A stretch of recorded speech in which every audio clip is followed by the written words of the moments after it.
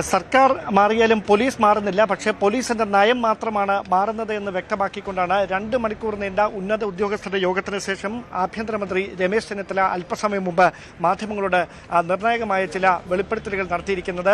ലഹരി മാഫിയയുടെ വേരറക്കുക എന്ന ലക്ഷ്യത്തോടെയായിരിക്കും ഓപ്പറേഷൻ തുഫാൻ എന്ന പേരിൽ ജൂൺ 1 മുതൽ പ്രത്യേക ഒരു പദ്ധതി സംസ്ഥാനത്തെ 484 പോലീസ് സ്റ്റേഷനുകളും കേന്ദ്രീകരിച്ചുകൊണ്ട് നടപ്പിലാക്കുക. സ്കൂളുകളുടെ പരിസരം കേന്ദ്രീകരിച്ചുകൊണ്ട് പുകയില ഉൽപ്പന്നങ്ങളുടെയും മറ്റ് മയക്കുമരുന്ന് ഉൽപ്പന്നങ്ങളുടെയും വിൽപ്പന തടയുന്നതിന് വേണ്ടി, അതിന്റെ ഉറവിടം കണ്ടെത്തുന്നതിന് വേണ്ടി സംസ്ഥാന പോലീസ് മേധാവി തന്നെ മറ്റ് സംസ്ഥാനങ്ങളിലെ പോലീസ് മേധാവിമാരുമായി കൂടിയാലോചിച്ചുകൊണ്ട് അത്തരത്തിലൊരു നടപടികളിലേക്ക് കടക്കുകയാണ്. അതോടൊപ്പം സ്ത്രീകൾക്കും കുട്ടികൾക്കുമെതിരായ അതിക്രമങ്ങൾ തടയുന്നതിന് കർശനമായ നടപടി സ്വീകരിക്കുമെന്ന് കൂടി അദ്ദേഹം വ്യക്തമാക്കിയിട്ടുണ്ട്. രാഷ്ട്രീയം നോക്കാതെ തന്നെ സ്ത്രീകൾക്കെതിരായ അതിക്രമങ്ങൾക്കെതിരെ നടപടി സ്വീകരിക്കുമെന്ന വ്യക്തമായ നിലപാടാണ് ആഭ്യന്തരമന്ത്രി വ്യക്തമാക്കിയിരിക്കുന്നത്. അതോടൊപ്പം ജനമൈത്രി പോലീസ് സ്റ്റേഷനുകൾ കൂടുതൽ കാര്യക്ഷമമാക്കുന്നതിന്റെ ഭാഗമായി കൂടുതൽ സൗഹാർദ്ദപരമായ ഒരു സമീപനം സ്റ്റേഷനുകളിൽ ഉറപ്പുവരുത്തുക എന്നൊരു നയത്തിന്റെ ഭാഗമായാണ് ആളുകളെ വിഷ് ചെയ്തുകൊണ്ട് സ്റ്റേഷനിലേക്ക് സ്വീകരിക്കുക. കുറ്റവാളികളായിട്ടായിരിക്കില്ല അവരെ കരുതുന്നത് എന്ന് വ്യക്തമാക്കുകയും ചെയ്തിരിക്കുന്നത്. അതിന് അപ്പുറത്തേക്ക് കൃത്യമായി അഭിവാദ്യം ചെയ്തുകൊണ്ട് കുറ്റവാളികളല്ല, അവർ ഓരോരുത്തർക്കും അവരുടെ നിലപാട് അല്ലെങ്കിൽ അവരുടെ ആശങ്കകൾ സ്റ്റേഷനിലെത്തി പങ്കുവെക്കാനുള്ള സാഹചര്യം ഉറപ്പുവരുത്തുമെന്ന് കൂടി അദ്ദേഹം പറഞ്ഞു വെക്കുന്നുണ്ട്. ഏറ്റവും പ്രധാനപ്പെട്ട കാര്യം, ഈ നേരത്തെ രണ്ടാം പിണറായി സർക്കാരിന്റെ കാലത്ത് രക്ഷാപ്രവർത്തനം എന്ന പേരിൽ മുഖ്യമന്ത്രിയുടെ നേതൃത്വത്തിൽ നടന്ന യാത്രക്കിടയിലുണ്ടായ സംഭവങ്ങളിൽ ഏറ്റവും പ്രധാനപ്പെട്ട പരാതികൾ ഉയർന്നത് ആലപ്പുഴ സംഭവവുമായി ബന്ധപ്പെട്ടാണ്. ആ സംഭവങ്ങളിൽ കർശനമായ നടപടി ഉറപ്പുവരുത്തുന്നതിന്റെ ഭാഗമായി കോടതിയുടെ നിർദ്ദേശത്തിന്റെ അടിസ്ഥാനത്തിലാണ് SITക്ക് രൂപം നൽകിയിരിക്കുന്നത്. ആ SITയുടെ റിപ്പോർട്ടിന്റെ അടിസ്ഥാനത്തിൽ കൃത്യമായ നടപടി ആ വിഷയത്തിൽ ഉറപ്പുവരുത്തുമെന്ന് കൂടി ആഭ്യന്തരമന്ത്രി പറഞ്ഞു വെച്ചിട്ടുണ്ട്.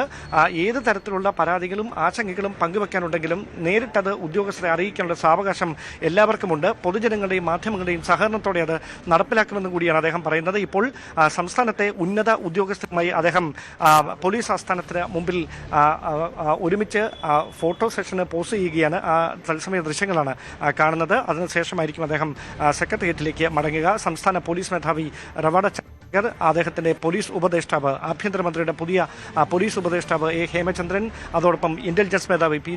വിജയൻ, S. ശ്രീജിത്ത് ഉൾപ്പെടെയുള്ള ഉന്നത ഉദ്യോഗസ്ഥരെല്ലാം ആഭ്യന്തരമന്ത്രിക്ക് ഒപ്പം ഈ സെഷന്റെ ഭാഗമാകുന്നു എന്നതാണ് എടുത്തു പറയേണ്ട കാര്യം. അതേസമയം തലപ്പത്ത് അഴിച്ചുപണി ഉണ്ടാകുമോ എന്ന കാര്യത്തിൽ ഇപ്പോഴും ഒരു സസ്പെൻസ് തുടരുകയാണ്. എന്തായാലും പോലീസ് നയം മാറ്റുന്നതിന്റെ ഭാഗമായി അത്തരത്തിലുള്ള അഴിച്ചുപണിക്കുള്ള സാധ്യത നിലനിൽക്കുന്നുവെന്ന സൂചനകൾ തന്നെയാണ് ഇപ്പോൾ പുറത്തുവരുന്നത്. ഞാൻ അതോടൊപ്പം തന്നെ ഈ സൈബർ ക്രൈമുമായി ബന്ധപ്പെട്ടുള്ള കാര്യം കൂടി ആഭ്യന്തരമന്ത്രി വിശദീകരിക്കുകയുണ്ടായല്ലോ, അതിനെപ്പറ്റിയുള്ള വിശദാംശങ്ങൾ കൂടി.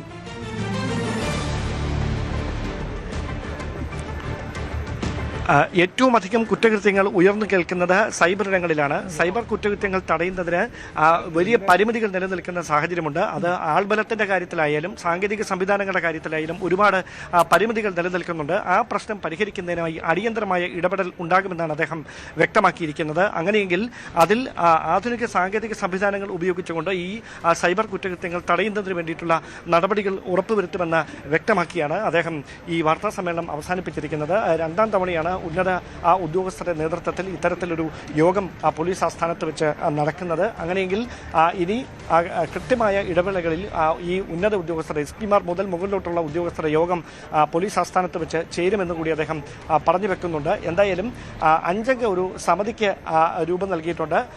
പോലീസ് ആസ്ഥാനത്തെ ADGPയുടെ മേൽനോട്ടത്തിൽ ഒരു 5 അംഗ സമിതിയായിരിക്കും സ്റ്റേഷനുകളുടെ പ്രവർത്തനം കാര്യക്ഷമമാക്കുന്നതിന്റെ ഭാഗമായി ചുമതല SI മാർക്ക് തിരികെ നൽകണമോ എന്ന കാര്യത്തിൽ ഒരു നിലപാട് വ്യക്തമാക്കുന്നതിന് വേണ്ടി ഒരു പുതിയ സമിതിക്ക് നേതൃത്വം നൽകുക. ആ സമിതിയുടെ റിപ്പോർട്ടിന്റെ അടിസ്ഥാനത്തിലായിരിക്കും നിലവിൽ CI മാർക്ക് SHO മാരായി നിയമനം നൽകിക്കൊണ്ടുള്ള ഉത്തരവ് മരവിപ്പിച്ചുകൊണ്ട് നേരത്തേതുപോലെ തന്നെ SI മാർക്ക് സ്റ്റേഷന്റെ ചുമതല കൈമാറുന്ന തരത്തിലേക്ക് കാര്യങ്ങൾ എത്തുകയെന്നാണ് മനസ്സിലാക്കാൻ കഴിയുന്നത്. അങ്ങനെയെങ്കിൽ നിലവിൽ 4 പോലീസ് സ്റ്റേഷനുകളുടെ ചുമതലയാണ് ഒരു CIക്കുള്ളത്, 9 പോലീസ് സ്റ്റേഷനുകളുടെ ചുമതലയാണ് ഒരു DYSPക്കുള്ളത്.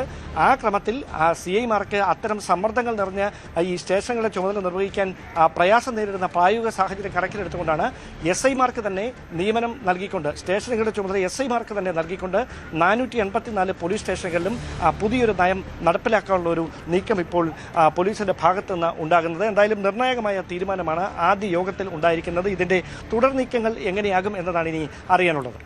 484 സ്റ്റേഷനുകളിലും ഒരു പുതിയ സ്റ്റേഷനാക്കി മാറ്റുക എന്നത് തന്നെയാണ് ആഭ്യന്തരമന്ത്രിയുടെ വാക്കുകളിൽ നിന്ന് മനസ്സിലാക്കുന്നത്. എന്തായാലും ആദ്യ യോഗത്തിൽ നടത്തിയ പ്രഖ്യാപനങ്ങൾ, തുടർ നീക്കങ്ങൾ എങ്ങനെയാണ് എന്നത് കാത്തിരുന്ന് കാണാം. ഡാൻ കുര്യനാണ് വിശദാംശങ്ങൾ നൽകിയത്.